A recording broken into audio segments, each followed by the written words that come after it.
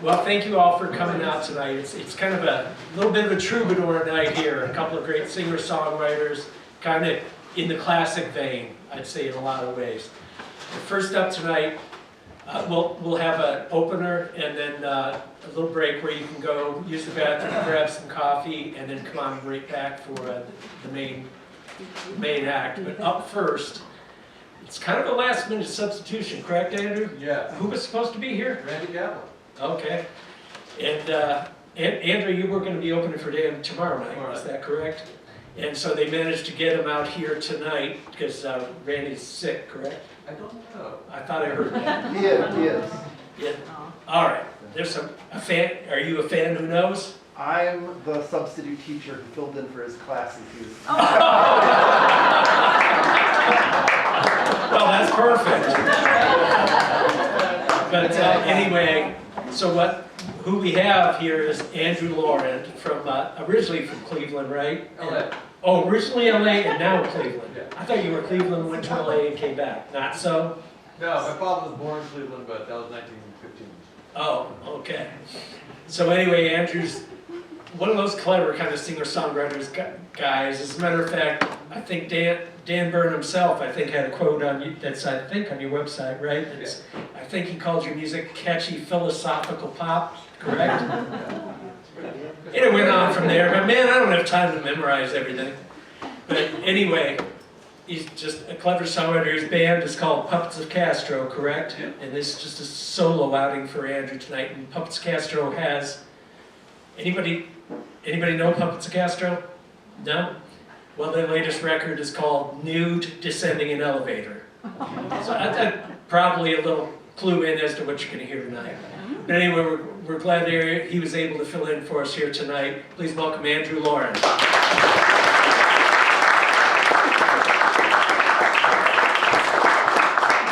Thank you. Just lower that a little bit. I thought y'all came here to see me. We didn't know you were here. I didn't know that. So, thanks for coming out, everybody. This is not a sing-along. I know you see an acoustic guitar, you get the fear in you that he's going to do a sing-along. I wouldn't do that to you. They're cruel. I mean, you didn't pay to perform. I did. But you did.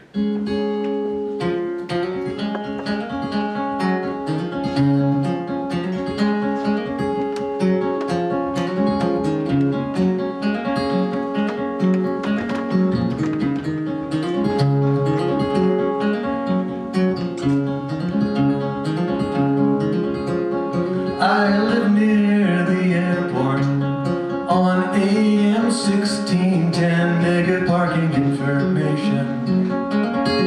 I listen to it all day, except when there's a plane going by. I'd like to do a sit-up, but notice that my autographed photo of Buzz Aldrin is listing to the right side. I make a note to fix it someday. If there's free will, then why can't I get my butt off this chair? And if there's a God, then why am I watching these reruns of reruns of reruns of reruns?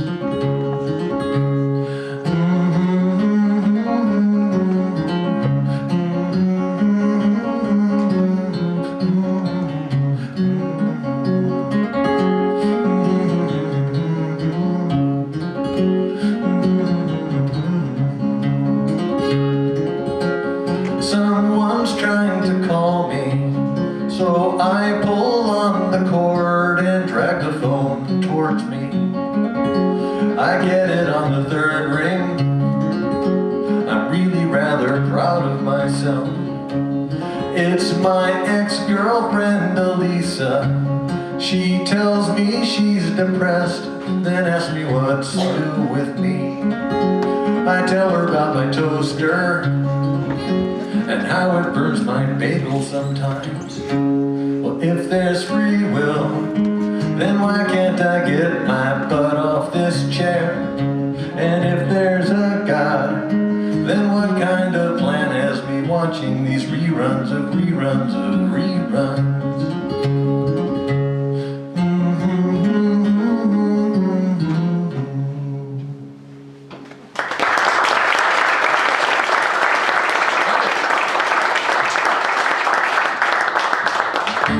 Does anybody here know Melissa Sutherland? She's a coworker of mine, and I told her I was playing here. She got excited because she said, "Oh, right behind the place is a park where I made most of the mistakes I've ever made in my life,"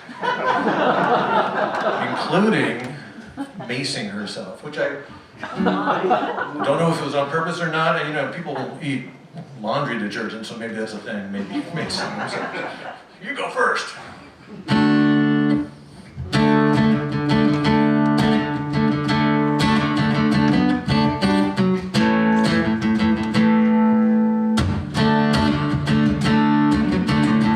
Here's a good thing not to think about. Will we be remembered when we're gone from here? In 100 years, I don't think my name will come up much at all in dinner conversation. Which raises the question, why go on? Which is a stupid question. Me and my friends, we all know how this ends, so I guess we'll make the best of every day as if we really mattered. Do you know the reasons as to why life is fleeting? I didn't really think so, let me try to come up with something.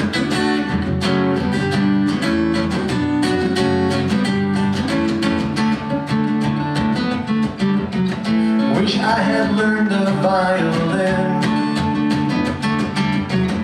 Wish I had traveled some and done much more. But who's keeping score? As Lennon said, relax and float downstream. 'Cause in the grand scheme, do you know the reasons as to why life is fleeting? Well, I didn't really think so, let me try to come up with something. I tried it once, so now I know I gave it all I had, but no, I could never seem to free the sword from the stone, and I won't try anymore to lift the hammer of Thor. I'll just try and live my days in ordinary ways. I don't really dare to comprehend what happened in the end. Ah, wouldn't it be nice if we could do this twice? I don't really think that that's the case. I'll bow out with grace. At least I hope I will. That's the best I'll hope for. And do you know the reasons as to why life is fleeting? I didn't really think so, let me try to come up with something. Do you even know the reasons why life is fleeting? Well, I didn't really think so, let me try to come up with something.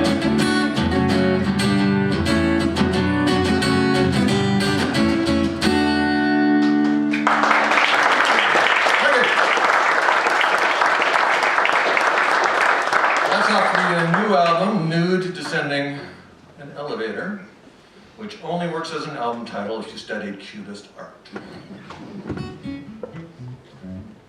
So this one, I finally played for my wife. Yeah.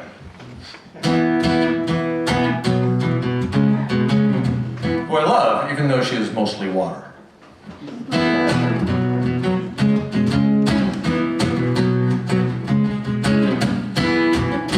I've been monogamous, not for virtuous reasons, mainly 'cause I'm lazy and somewhat unappealing, or my lack of confidence, or my fear of repercussions makes me halt.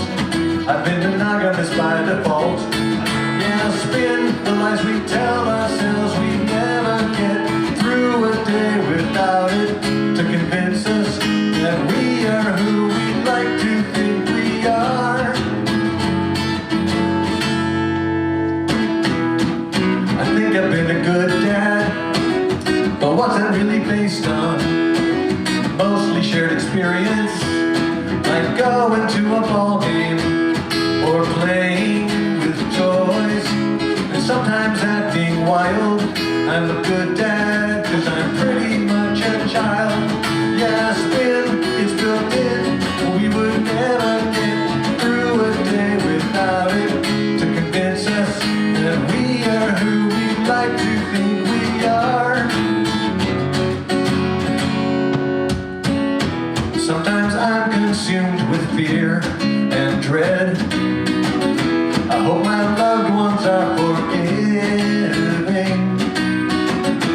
I heard Socrates had famously said, the unexamined life is not worth living. And so we try, we deny, or we flat out lie.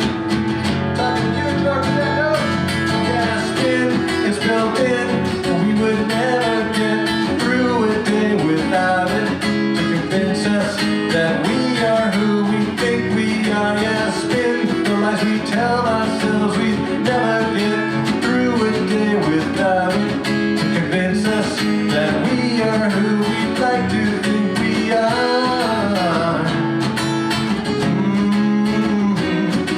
The unexamined life is not worth living. The unexamined life is not worth living, so they say.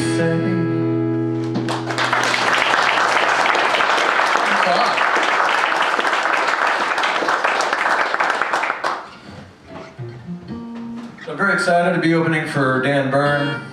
I've known Dan a long time. We met about 25 years ago. My first open mic, when I thought, all right, I don't play music live. And McCabe's Guitar Shop in Santa Monica had an open mic, and they had a great system where you have to show up the morning before the gig and wait in line to sign up. And I'm in line, and the guy in front of me, we start chatting. It was Dan Byrne, I didn't know him then. And so we perform in the order that we're lined up. So Dan Byrne performs before me, and he did Wasteland, which is like an 8-minute magnificent opus to Los Angeles. And I do a song about Bob Dylan bowling a 300 game or something. I think I'm gonna have to up my game here sometime. You're in for a treat. He's a great performer, aren't you? Yeah. Okay. Want a confirmation?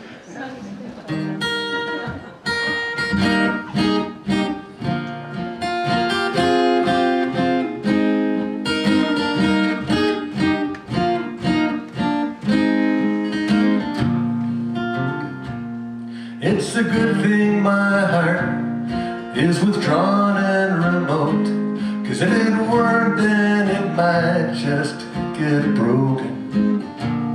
And it's a good thing my words, they get stuck in my throat, 'cause if they didn't, then they might just get spoken. Well, I believe that anyone who's dumb enough to fall in love deserves what they get in the long run. There's a map on her wall and a dart in her hand, and where it lands we agree is where we'll head to. So she closes her eyes and she lets the dart fly, and it sails through the door to her bedroom. So I say, let's go there, the water's safe, the weather's fair, and we won't have to change our money.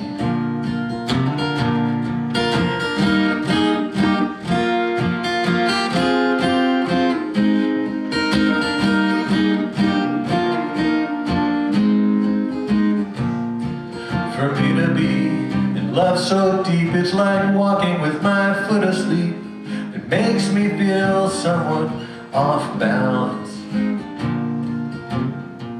And it's a good thing her train isn't running on time, so we can have these few moments together. Though we have no regrets, yes, it's all for the best. And I tell her I won't soon forget her. Denver gets way too cold to be standing here toe to toe, afraid to let go of each other.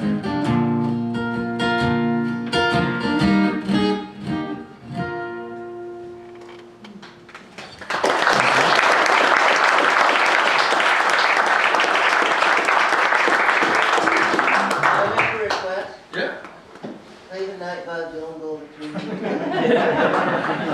Sure. Well, you probably could tell me in detail what happened when the last earthquake came. Like I remember exactly where every molecule was on the night Bob Dylan bowled a 300 game. Well, Bob called me up and said, "Hey, Andy, I can't seem to finish this new tune. Every line that I write, it seems I've written before. I could use a diversion real soon." So I said, "Get out those shoes with the numbers in the back that you stole from the lanes in St. Paul. Yeah, put on that shirt that says Bob Le Machine. Grab your maroon bowling ball."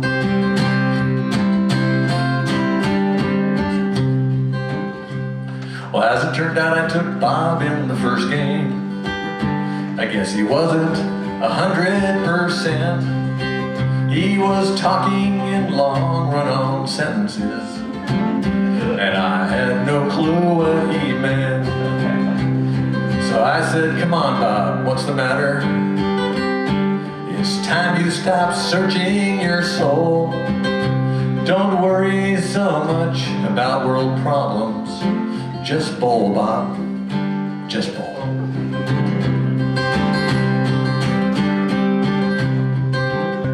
Well, first he blew on his fingers.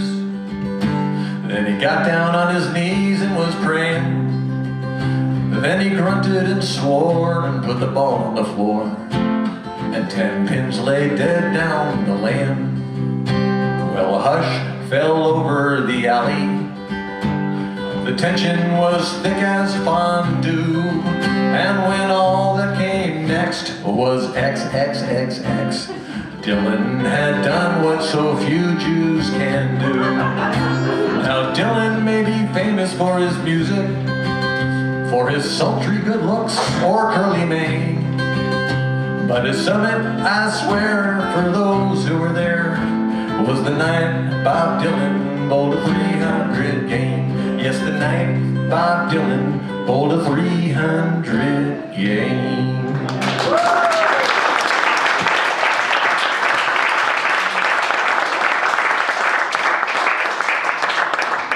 Request your Dylan send up from Dewey Cox.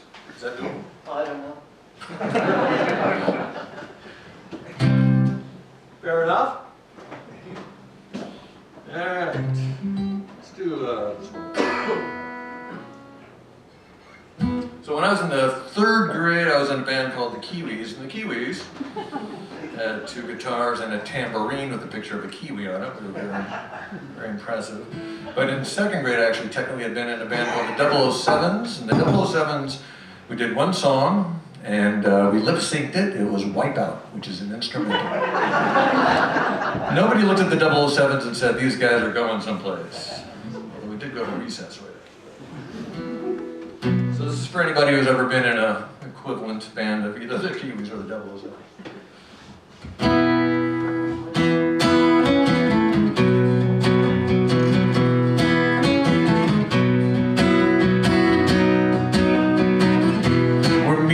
Charlie's house tonight, 'cause that's where the drum kit is. We have to wear earplugs now 'cause we're way too loud. We started out 40 years ago, getting together whenever we could. We mostly do covers now 'cause our originals, well, they weren't that good. Hey, we're killing the Beatles, flock of seagulls, Creedence and Cream, yeah. We'll throw in some Beach Boys, just give me the Beat Boys, we're living the dream. We thought we'd get famous when we were young, we followed the call. First we were the Golden Blobs, then the Orange Peels, then the F-Eat Snobs. Sometimes our kids come by, sometimes my wife will sit in guitar. The basement's the only place we play. It's our only gig so far. Hey, we're killing the Beatles, the Cure and the Eagles, Creedence and Cream, yeah. We'll throw in some Beach Boys, just give me the Beat Boys, we're living the dream. Sometimes I'll count down to a song in Spanish. We'll play Wooly Bully cause I'm feeling rather Sam the Shamish. Charlie hits record, I'll play the E7th chord, we're on our way once more. Hey, we're all getting older, not sure how much longer we'll be able to play, yeah. There's some pain in my shoulder, but we've got one more song before we call it a day. Hey, we're killing the Beatles, flock of seagulls, Creedence and Cream, yeah. We'll throw in some Beach Boys, just give me the Beat Boys, we're living the dream. Yeah, we're living the dream. Yeah, we're living the dream.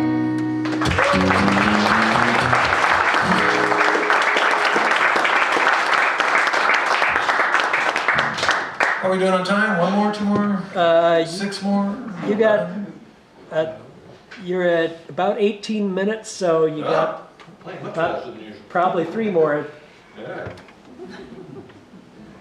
So this song, now in rock and roll, E chord is kind of king, but in folk or whatever it is, the hell we do, G chord is kind of our go-to thing. So rich, full-bodied chord, it's got all 6 strings.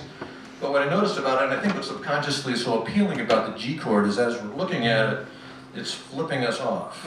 And it kind of reinforces any negative attitudes we might have about ourselves, which gets us to write better songs. And I tried to be nice and more reassuring if there was like a chord that had the okay sign. You're doing okay, good job. But I tried, and it doesn't translate well. So I'm sticking with the fuck you. Every time it comes around, fuck you.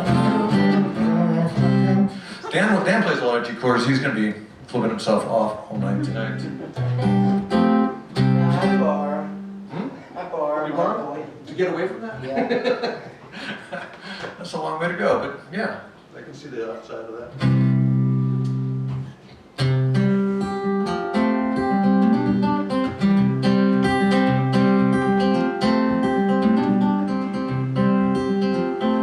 James and Jean, my neighbors to the west, worry I'm depressed. James says, try gardening. Jean says it's therapeutic, I don't know what they mean. And it's not for nothing that I'm mortified. Aimless detours make it hard to walk a straight line. I thought I found my way, then lost my place in line. But I still have hope it'll all turn out fine. I suppose one can live their life hiding in the shadows. There's cons and pros. James hands me a shovel, and we start digging holes. And it's not for nothing that I'm mortified. Aimless detours make me fear that I might backslide. I thought I found my way, then lost my place in line. But I still have hope it'll all turn out fine. I've taken advice, will suffice it to say the plans of men and mice melt like ice anyway. So I plow ahead, nothing comes from nothing, at least that's what James said. He said it's like Broadway shows, the greatest and the worst plays all eventually close. I think about that as I chase away some crows, still thinking as I'm placing seeds in little rows. Then I wash my dirty hands off with the garden hose and pick a rose, hand it to Jean, and tell her it's not for nothing. No, it's not for nothing. Then she sighs, wipes her eyes, tells me go and get inside, but wipe your feet. I'm beginning to think it'll all be just fine.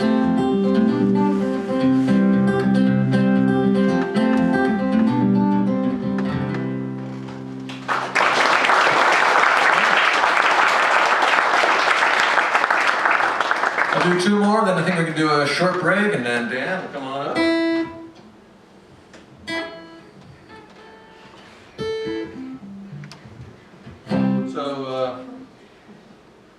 Okay, we'll reverse So this is on the new album. I got 3 albums of Puppets of Castro and 3 of on my own name, and Dan's got like 30 albums. Box set's gonna be huge. I don't believe in All right. Like a storage container set. We had to go rent one of those things off the freeway. That's a silly idea. Okay. I'll play this.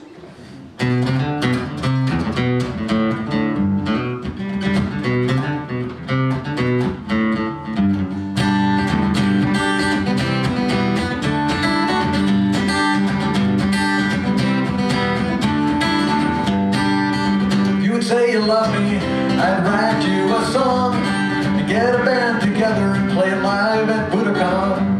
Then release the live recording to critical acclaim. And after it goes gold, I will thank you at the Grammys. Yeah, yeah, I will thank you at the Grammys.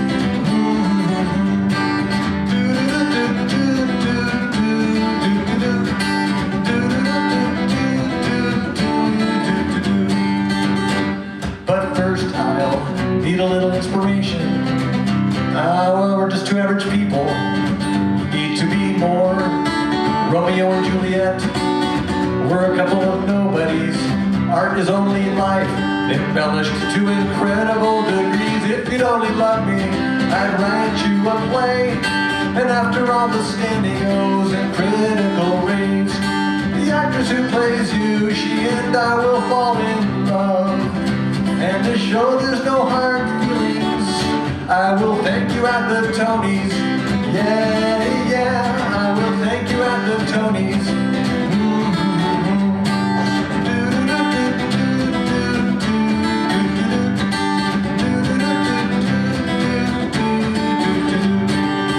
This is not easy, I need more inspiration. Could you maybe win the Peace Prize or climb Mount Rainier? Or maybe you could get sick, come close to dying, but somehow pull through. Yeah, I think that might just do the trick. If you'd only love me, I'd write you a song and get a band together and play it live at Budokan. Then release the live recording to critical acclaim. And after it goes gold, I will thank you at the Grammys. I will thank you at the Grammys. Yeah.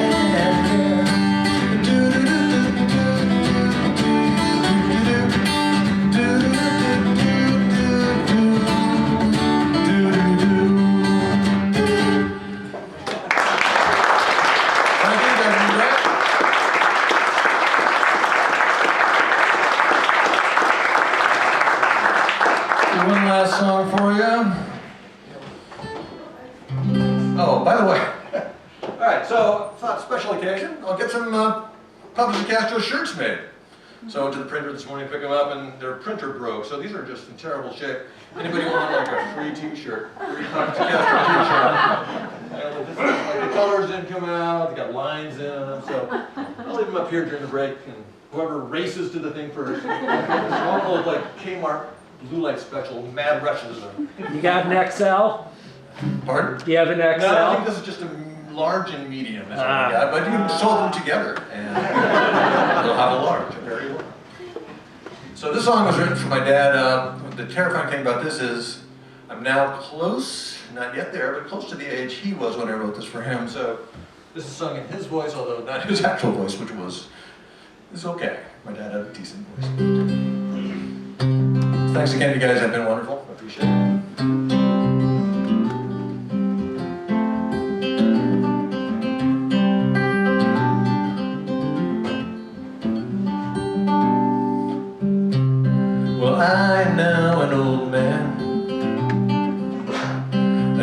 nice of you to say I'm wrong.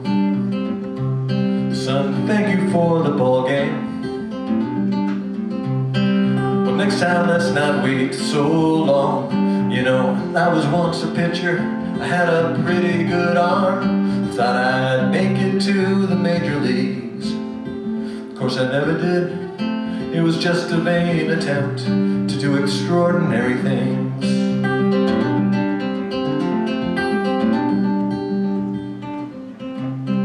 I always thought I'd travel, but the only time I ever did, I joined MacArthur's army when I was still a kid. Oh yes, we were a cocky bunch. We thought we'd all be heroes till we were captured in the Philippines. It was just another vain attempt to do extraordinary things.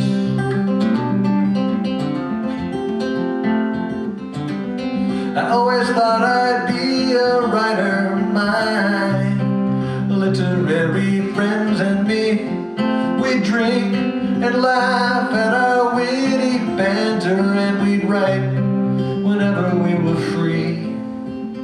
How about you were a handful, and your sister was a handful. No, don't get me wrong, I don't blame you for a thing. Even if I'd had the time, it'd have been a vain attempt to do extraordinary things.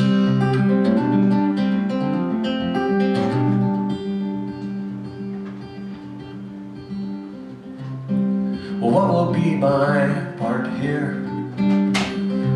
This is what old people contemplate. Well, maybe I'm a coward to redefine these things so late. Ah, but every act of kindness between a father and his children, every kiss upon your mother's cheek, yes, each one was a miracle. They were all extraordinary things.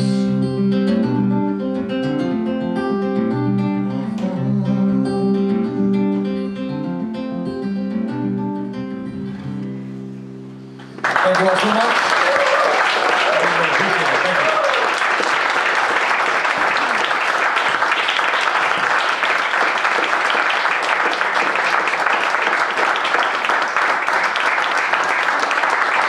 Did you enjoy that? We're going to take 15 minutes right now. Use the bathroom, grab some coffee, take a look at the merch out there. You can start right now buying up their shit because they appreciate it. But we'll see you back here in 15 minutes for Dan Byrne, all right?